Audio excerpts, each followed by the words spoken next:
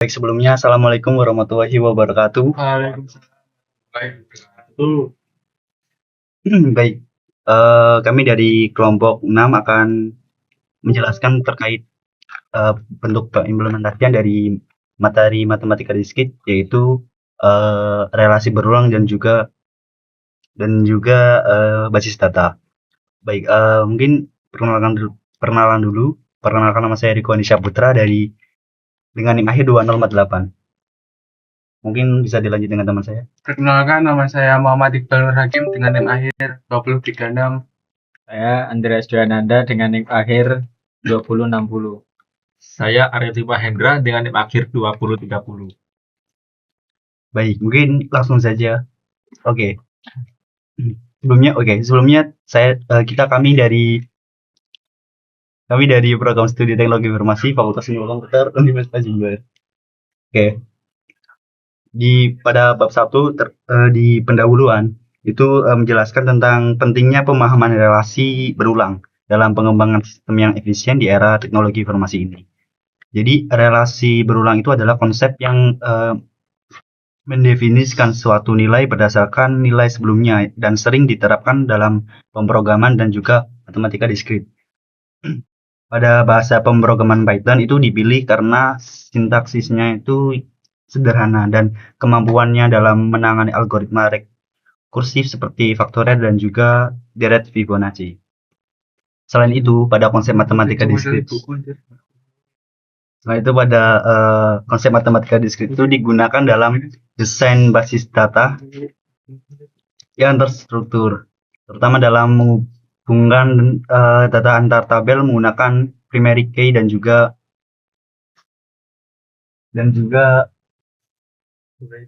foreign key. Oke.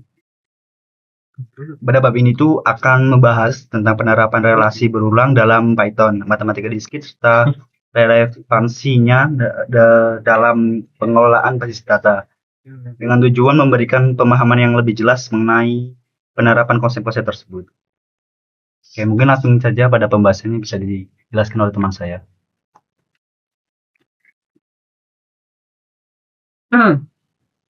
Baik, di sini ada bab 2 sebagai pembahasan. Yang pertama yaitu aplikasi.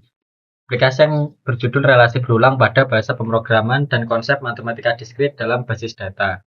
Yang kedua ada dasar. Di sini adalah untuk pengetahuan tiap-tiap bab. Yang pertama yaitu relasi berulang. Relasi berulang adalah konsep dalam matematika dan pemrograman yang menyatakan bahwa suatu nilai atau solusi dapat ditentukan berdasarkan nilai sebelumnya. Dalam pemrograman, relasi berulang sering diimplementasikan dengan rekursi, yaitu fungsi yang memanggil dirinya sendiri hingga mencapai kondisi dasar. Contohnya relasi berulang adalah faktorial di mana n faktorial sama dengan n dikali n-1 faktorial, dan deret Fibonacci di mana setiap angka adalah jumlah dua angka sebelumnya. Dengan nilai awal f0 sama dengan 0 dan f1 sama dengan 1. Relasi berulang juga digunakan dalam matematika diskrit dan implementasi basis data untuk menyelesaikan masalah yang memiliki pola berulang secara efisien. Terus ada B, bahasa pemrograman Python. Python adalah bahasa pemrograman tingkat tinggi yang dibuat oleh Guido van Rossum pada tahun 1991. Bahasa ini bersifat interpreted dan dinamis, sehingga kode dapat dijalankan langsung tanpa kompilasi. Dengan sintaksis yang sederhana dan mudah dipahami. Python mendukung berbagai paradigma pemrograman seperti prosedural, berorientasi objek atau OOP, dan fungsional. Python memiliki banyak library dan framework yang memudahkan pengembangan dalam berbagai bidang, seperti pengolahan data, machine learning, dan pembuatan aplikasi web. Selain itu, Python sangat cocok untuk menerapkan konsep relasi berulang dalam matematika diskrit, seperti pada faktorial dan deret Fibonacci, karena kemampuannya dalam menangani algoritma yang melibatkan rekursi dan relasi. Lanjut yaitu ada C, konsep matematika diskrit. Matematika diskrit adalah cabang matematika yang mempelajari struktur diskrit atau terpisah, seperti himpunan, relasi, fungsi, graf, dan kombinatorika. Konsep ini digunakan untuk menyelesaikan masalah dalam ilmu komputer, seperti desain algoritma, optimasi, serta pengelolaan dan perencanaan sistem basis data. Matematika diskrit berperan penting dalam memahami relasi antar data, membangun struktur data, dan memodelkan jaringan. Sehingga membantu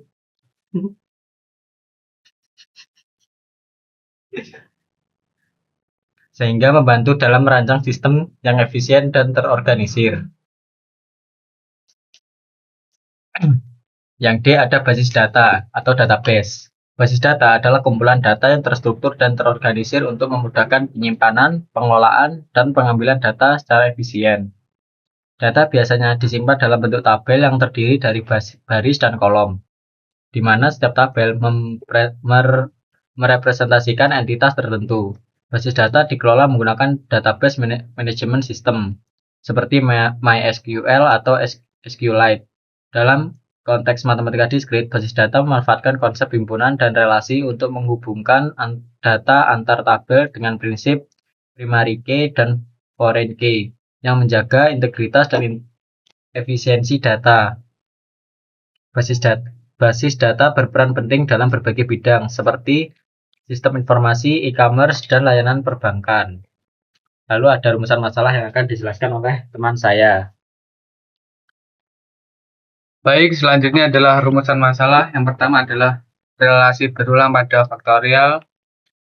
Di sini bagaimana menerapkan relasi berulang untuk menghitung nilai faktorial suatu bilangan menggunakan pendekatan rekursif, di mana setiap nilai faktorial dapat dihitung berdasarkan nilai faktorial sebelumnya. Kemudian B, relasi berulang pada deret Fibonacci. Bagaimana menerapkan relasi berulang untuk menghasilkan nilai-nilai dalam deret Fibonacci, di mana setiap angka merupakan penjumlahan dua angka sebelumnya dalam deret. Yang ketiga adalah konsep matematika diskrit dalam basis data.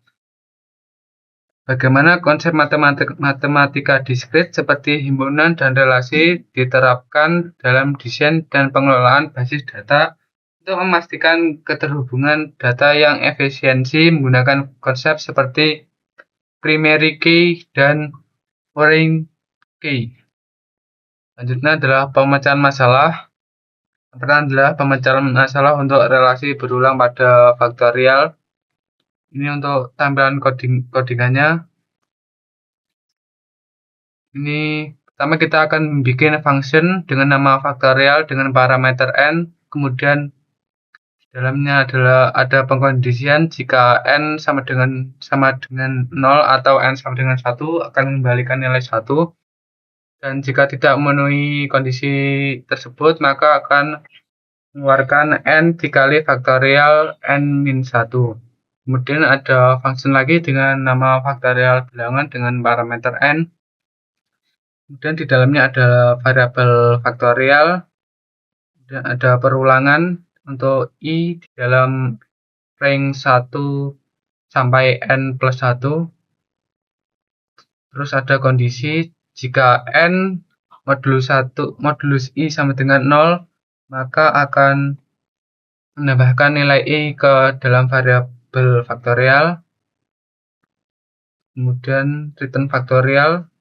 Kemudian yang n ke-15 itu buat menginputkan angka yang diinginkan, dan n ke-16 ini untuk mengeprint faktorialnya. Ini contoh outputnya seperti ini. Kemudian ada relasi berulang pada deret Fibonacci. Di sini kita membuat graf baru yang bernama deret Fibonacci berparameter n. Kemudian di dalam graf tersebut ada variabel FIB sama dengan list yang berisi 0,1. Kemudian di bawahnya kita melakukan perulangan for i in range 2 sampai n. Kemudian dalam perulangan tersebut variabel FIB ditambah buka kurung FIB i min 1 ditambah FIB i min 2. Kemudian return FIB. Kemudian di line 8 adalah inputan yang bernama variabelnya itu jumlah. Kemudian print deret Fibonacci sama dengan hasilnya. Dan kemudian outputnya adalah seperti ini. Kemudian ada konsep matematika diskrit dalam basis data. Di sini create tabel mahasiswa untuk membuat tabel yang bernama mahasiswa, ID-nya integer primary key, nama varchar maksimal 50 kata, jurusan varchar yang maksimal 50 kata. Kemudian insert into mahasiswa, tabel mahasiswa, ID yang urutannya ID, nama, dan jurusan, values. Dan ini adalah isi dari data dalam tabel tersebut. Kemudian outputnya adalah seperti ini. Selanjutnya adalah penjelasan. Yang pertama adalah penjelasan untuk relasi berulang pada faktorial. Contohnya, di sebuah sekolah, Bu Ani memberikan tugas matematika kepada murid-muridnya. Tugasnya adalah menghitung faktorial dan faktor-faktor dari sebuah bilangan. Bu Ani berkata kepada kelasnya, "Anak-anak, kalian harus membantu Pak Budi. Seorang pemilik toko buah. Pak Budi memiliki sejumlah buah yang akan diatur dalam berbagai susunan. Untuk mengetahui berapa banyak cara untuk menyusun buah-buah tersebut, kalian harus menghitung faktorial dari jumlah buah yang ada. Selain itu, Pak Budi juga ingin mengetahui faktor-faktor dari jumlah bilangan tersebut agar ia bisa membagi buahnya secara merata ke dalam keranjang.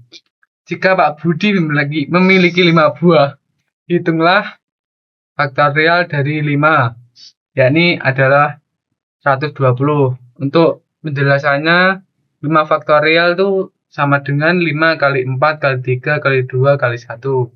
Nanti hasilnya akan 120. Kemudian ada relasi berulang pada deret Fibonacci. Di sebuah taman kota, ada seorang anak bernama Budi yang senang bermain dengan pola bilangan. Suatu hari, ia menemukan deret Fibonacci dalam buku matematika.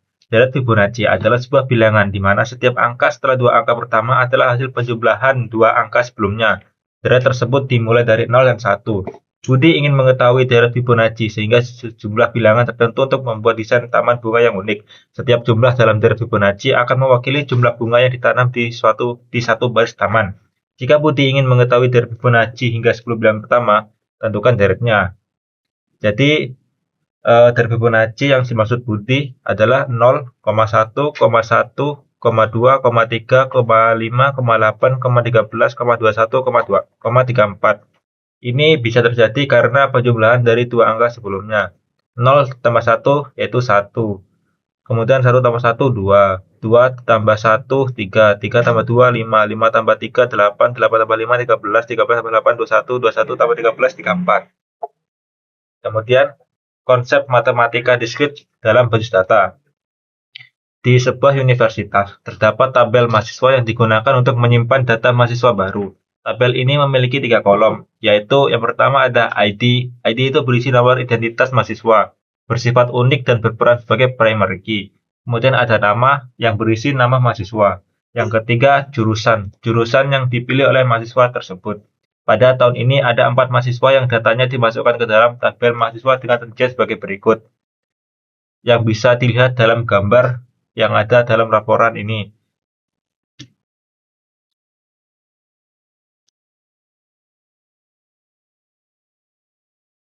Baik, sekarang memasuki kesimpulannya.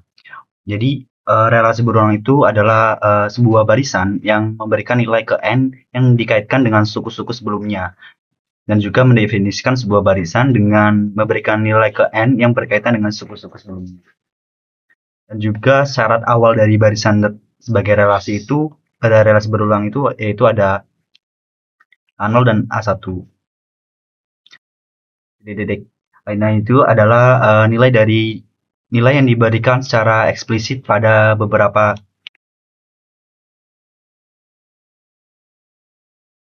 suku dari barisan-barisan tersebut.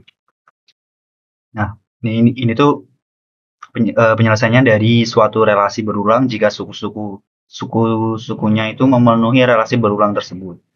Nah, relasi berulang tersebut itu secara rekursif mendefinisikan barisan. Selanjutnya ada relasi rekursif juga yang disebut relasi berulang. atau nama lain relasi berulangnya. Oke, sekian dari kelompok kami. Kurang lebihnya mohon maaf. Wassalamualaikum warahmatullahi wabarakatuh. Waalaikumsalam warahmatullahi wabarakatuh.